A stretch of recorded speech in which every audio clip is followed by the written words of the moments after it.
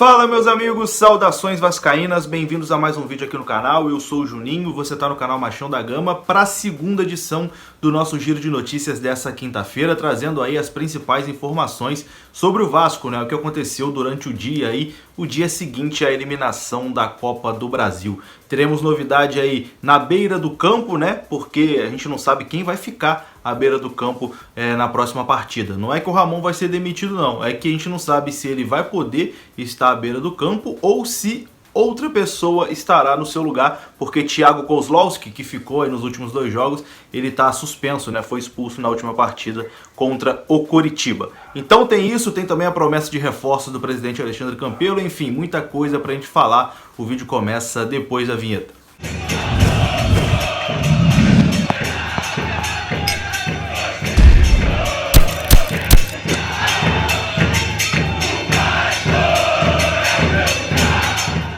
Então bora lá, começando mais um vídeo, espero que você já tenha deixado o seu like, espero também que você já seja um inscrito aqui no canal. Esse vídeo aqui tem o apoio da OneFootball, o melhor e mais completo aplicativo sobre futebol para você ter no seu aparelho celular. Então se você ainda não tem a OneFootball, baixe agora completamente de graça, o link está na descrição. A OneFootball agora que transmite o campeonato alemão, a Bundesliga, você pode acompanhar de graça lá na OneFootball. Falei engraçado em Bundesliga. Tá errado isso provavelmente. Enfim, o campeonato alemão você acompanha com imagens lá na OneFootball e completamente de graça. O link está na descrição para Android e para iOS, é completamente de graça. Bom, seguindo aqui, né, vida que segue, Vasco eliminado da Copa do Brasil, mas ainda temos aí o Campeonato Brasileiro e a Copa Sul-Americana pela frente. Inclusive, já deixo a pergunta aqui para vocês. Copa Sul-Americana virou obrigação? É obrigação agora do Vasco ganhar a Copa Sul-Americana? Comente aí. Eu acho que o Vasco tem sim que brigar e levar a sério a Copa Sul-Americana e levantar um caneco, né? A torcida do Vasco merece aí um título. Então,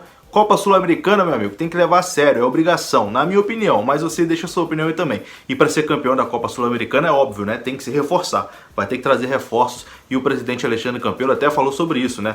Falou aí que o Vasco deve buscar 2 ou 3 reforços, mas isso é um assunto para daqui a pouco. Durante o vídeo a gente vai falar sobre isso. Porque o primeiro assunto aqui do vídeo, né, é a má fase do Vasco, né? A má fase, a crise, vamos dizer assim, crise técnica que vive o Vasco, o time que não consegue criar, uma crise de criatividade que vem vivendo o time do Vasco, e o técnico Ramon, mesmo sem ter ficado à beira do gramado nas duas últimas partidas, vem sendo aí muito contestado pelo torcedor. O Vasco não faz aí gols há 3 jogos, nas últimas 3 partidas o Vasco não marcou contra o Botafogo, né, na derrota de 1-0 o primeiro jogo da Copa do Brasil, perdeu para o Coritiba também de 1-0 e empatou ontem 0-0, sendo eliminado da Copa do Brasil contra o Botafogo. Então aí 270 minutos sem fazer gol a equipe do Vasco da Gama, e ontem foi um deserto de ideias, né? Assustou bastante a atuação do Vasco, e óbvio que o trabalho do Ramon começou a ser bastante contestado pelo torcedor, principalmente por conta ali da escalação de Felipe Bastos,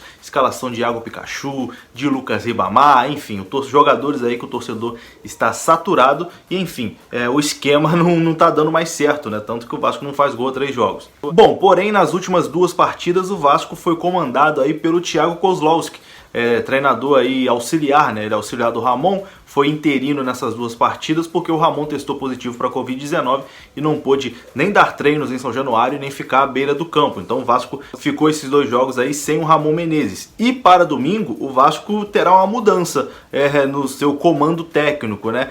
Não vai ser o Thiago Kozlowski que vai ficar à beira do campo, porque ele foi expulso contra o Coritiba. Thiago Kozlowski, inclusive, que foi muito criticado pelo torcedor do Vasco, e com razão, por conta da entrevista coletiva que ele deu ontem após a eliminação do Vasco, dizendo que o Vasco tentou tudo que podia, dizendo que o Vasco deixou a alma em campo, enfim.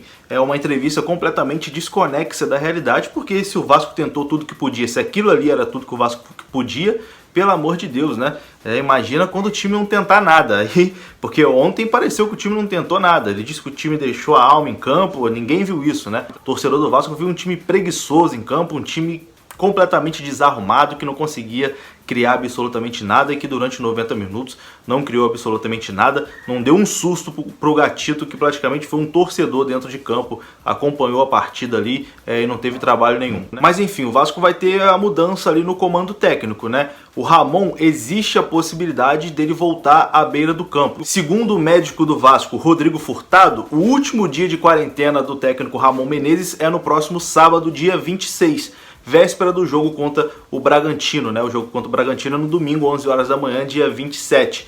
Então, o Ramon Menezes vai realizar no sábado de novo os testes da Covid-19 e se ele testar negativo, ele volta para a beira do campo, né? Volta a comandar o Vasco ali no seu lugar. Porém, durante a semana ele não vai poder estar com a equipe em São Januário, porque o protocolo da CBF é de 10 dias, ele está liberado apenas no sábado. Então a expectativa é que o Ramon volte ao time no domingo na partida contra o Bragantino, e se o Ramon ainda não puder voltar, né, se tiver que cumprir, sei lá, mais 2 dias de quarentena, quem comanda a equipe é Júnior Lopes, filho do Antônio Lopes, que também é auxiliar do Ramon. O Thiago Kozlowski está suspenso, mesmo se o Ramon voltar, ele não pode ficar nem como auxiliar. Então o Vasco vive a expectativa aí pelo retorno do Ramon. A tendência, segundo o departamento médico do Vasco, é de que o treinador esteja liberado aí para a partida contra o Bragantino, mas se ele não estiver liberado, quem vai comandar a equipe é Júnior Lopes, filho do Antônio Lopes. Vamos torcer, né, para que o Ramon volte à beira do campo. A atuação ali, os 2 jogos sob o comando do Thiago Kozlowski foram muito ruins, né? Foram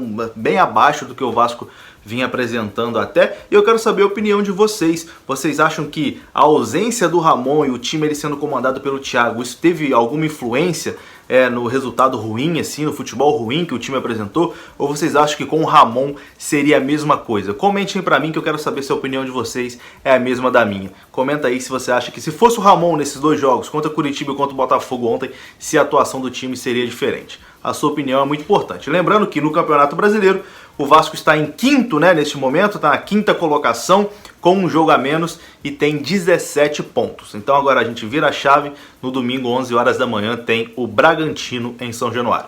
Bom, e depois da frustração da eliminação, o assunto em São Januário, evidente, é a busca por reforços. Deu para ver que o time do Vasco é um time muito carente em muitas posições. Talvez tenha até encontrado um time competitivo, mas o elenco é muito deficitário, né? Você tira 1 ou 2 peças, o time já fica num nível muito inferior. Talvez o Vasco hoje tenha uma espinha dorsal ali com o Fernando Miguel, com o Leandro Castan, Benítez, Germancano, o Miranda vem se apresentando bem, o Ricardo Graça também vem se apresentando bem. Então o Vasco tem algumas peças importantes, mas se você pega o restante do elenco ali, o Thales Magno está muito abaixo, o Vinícius ainda é uma promessa, enfim, acaba que são jogadores que não vêm fazendo diferença. Infelizmente o Thales está tendo uma temporada muito ruim, né? Muito abaixo do que a gente imaginava, do que a gente espera, do que ele pode produzir. Mas aqui a gente ainda tem expectativa em cima do Thales, né? Um garoto aí, uma das grandes promessas do futebol brasileiro. Eu vejo muita gente aqui nos comentários perguntando: Juninho, por que você não fala do Thales? Tem que falar do Thales. Eu tento poupar um pouquinho o Thales de críticas mais pesadas, exatamente por ser um garoto, né, cara? Pô, o Thales tem aí 18 anos, 18, 19 anos, enfim. Acho que ele não é o maior dos problemas do Vasco. O Vasco tem outros problemas maiores que o Thales, né? O Thales, talvez se o time se encaixar, com um time encaixado ali, ele possa ser mais útil. Enfim, tá passando um momento ruim, a gente sabe, talvez ficar um pouquinho no banco ali pra depois recuperar a confiança, não sei. Tá num momento ruim, mas eu acho que não é hora de crucificar o Thales. Mas sem fugir do assunto reforços, né? Porque o tema aqui, a pauta são os reforços, o Vasco busca reforços. Como eu disse, o Vasco ainda tem o Sul-Americano e o Brasileiro, e para tentar alguma coisa na Sul-Americana, tentar ser campeão da Sul-Americana e tentar uma posição honrosa no Brasileiro, né? Brigar pela Libertadores, vai ter que se reforçar. E o presidente Alexandre Campelo deu uma entrevista para a Rádio Tupi, garantindo que o Vasco vai buscar aí mais 2 ou 3 reforços para o Campeonato Brasileiro. Já está monitorando o mercado aí, fazendo um mapeamento, enfim. Vou colocar esse áudio aí da entrevista do Campelo e depois eu volto aqui para comentar. Então a gente busca sim alguns reforços, sempre dentro daquela responsabilidade, sempre tentando manter uma folha salarial dentro dos parâmetros que nós traçamos anteriormente, mas eu acho que existe sim uma certa folga para trazer talvez aí mais 2 peças para o elenco. Então essa observação do mercado ela sempre existiu, eles estão muito atentos e havendo possibilidade, sim, nós vamos reforçar o elenco.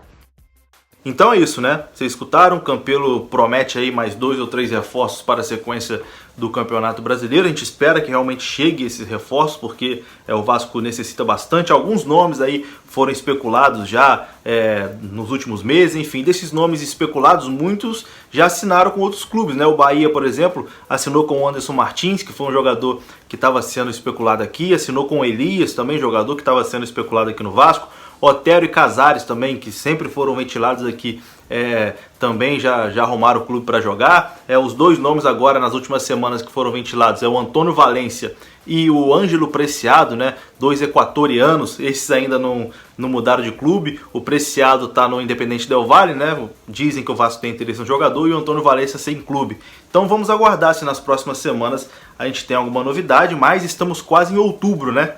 Estamos quase em outubro, praticamente outubro, então tá na hora de trazer algum reforço. A hora é agora, senão daqui a pouco o campeonato acaba, a Sul-Americana já começa no próximo mês, o Vasco precisa se reforçar para essas competições.